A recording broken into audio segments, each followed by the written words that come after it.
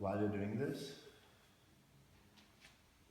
you can put something on top of your stomach to make sure you're breathing into your diaphragm. One thing I've tried is making a hissing sound to make sure you activate these muscles. So like,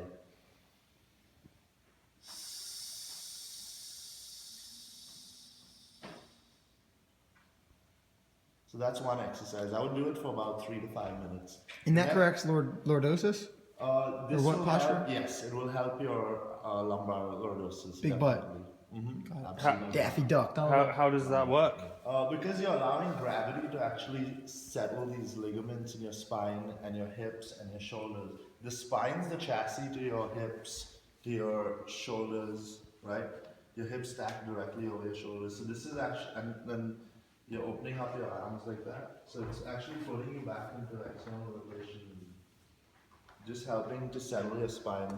I actually recently herniated my disc last year, 12 months ago, and I had sciatic pain going all the way down my leg. I'm sure a lot of you people in the fitness industry are familiar with what I'm saying.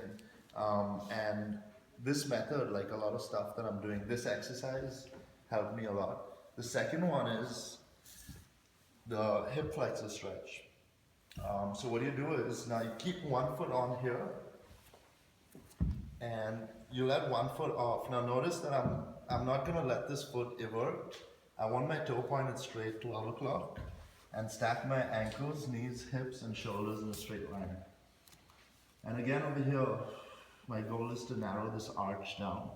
And what's happening is it's lengthening my hip flexors.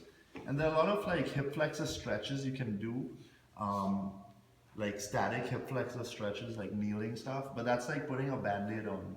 It's like the band-aid's gonna come off eventually. But through this method, it's actually, it's changing the leverage as to how your hips sit on your spine, and it's actually opening up your psoas and your rectus femoris muscles.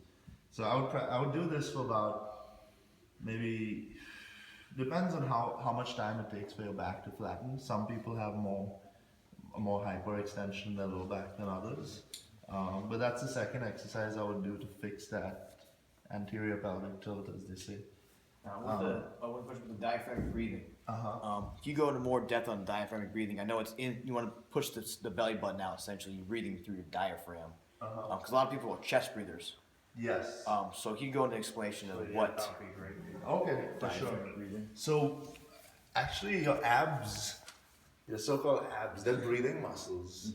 You know, a lot of people tense their abs and they're just like trying to get all, look good, for cosmetic reason. But this is one exercise I practice for my abs. It's actually, there are a lot of other fitness professionals who talk about it. Vince Gironda, he's an old school bodybuilder. You notice a lot of these old school bodybuilders, they had like huge upper bodies and like slim waists, and you don't see that anymore. Yes, the stomach vacuum. So that's one exercise where you kind of just fill up your tummy, and then We all did that this morning actually in yoga. Not as well demonstrated as this though. so you wanna exhale till there's nothing left, and then again.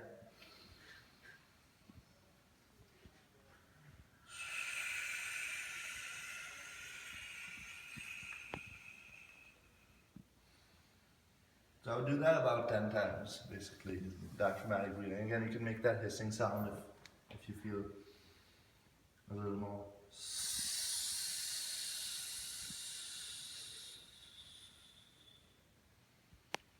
And this kind of breathing, it helps you in everyday life. Like when you're standing in this four-socket position and you're breathing into your diaphragm while associating with people, like you feel good. Like, you don't feel as anxious. You can just relax and take your time and pause between sentences. People get your attention a little bit more. I got a question. Who here knows for 100% fact that the majority of their breathing is through the stomach? About two. All right. So I think the most powerful gift we could give people right now that is literally life-changing is the ability to breathe through your stomach. Yeah. So I think we this is a posture workshop. After just seeing that show of hands, I think that actually this time would be most valuable spent getting everybody in this room breathing through their stomach, because what that's going to do on a physiological level is your cortisol levels are just going to drop completely. What's that going to do to your health? That's going to increase your longevity, increase your immune system, everything. What's that going to do to your emotional control, your emotional regulation? Boom, Release increased. Like breathing through stomach breathing turns on your parasympathetic nervous system. That's your more relaxed state. Breathing through your chest turns on your sympathetic nervous system. That's your fight or flight. That's like, oh shit, stuff's going down right now. So most of us have been constantly breathing through our chest our whole lives in like a slightly tense state. What Amrit's talking about is breathing through your stomach so that we can live the rest of our lives from today in a more relaxed, more controlled, joyous, healthier, happier, more intelligent life. So who's up for that? All right. So if you want, we can just transition into some breathing exercises that I learned from some of my spiritual masters in India through yoga.